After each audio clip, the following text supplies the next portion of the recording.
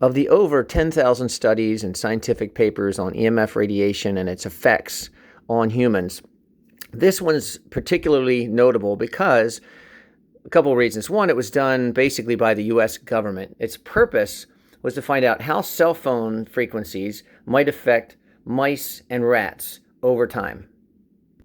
And some of what makes this a notable study is it's the most expensive and longest study on cell phones yet. It cost over $30 million, the most expensive one ever, and it took over 10 years, and it concluded just in 2018.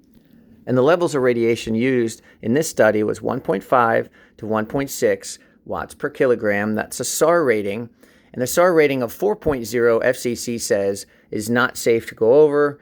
Under 4.0 is safe. So this is well below that. It's also well below what smartphones use today. It also used a continuous wave, which is more gentler, which creates less subatomic chaos, and in a more erratic wave that cell phones actually produce would be worse. So they kind of use a very gentle radiation over time on these rats.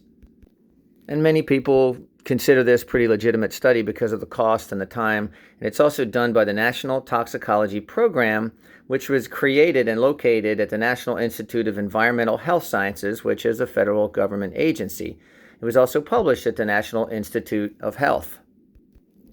Now, the unanimous conclusion of everybody in the study said that male rats that were exposed to this radiation were developing cancerous heart tumors and other tumors in their bodies. Okay, that was unanimous. They gave it to an external panel who also unanimously agreed with the results and the findings. Now, since then, there have been some who have tried to discredit or reinterpret these results in the studies.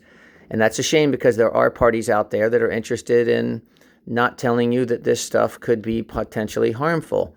And again, I'm going to conclude this video by saying we believe that there's ways to remediate this EMF radiation, that we are not concerned about it. We own cell phones, we own routers, we're not against this technology whatsoever, but we do think it's very important that you address it and you take care of it.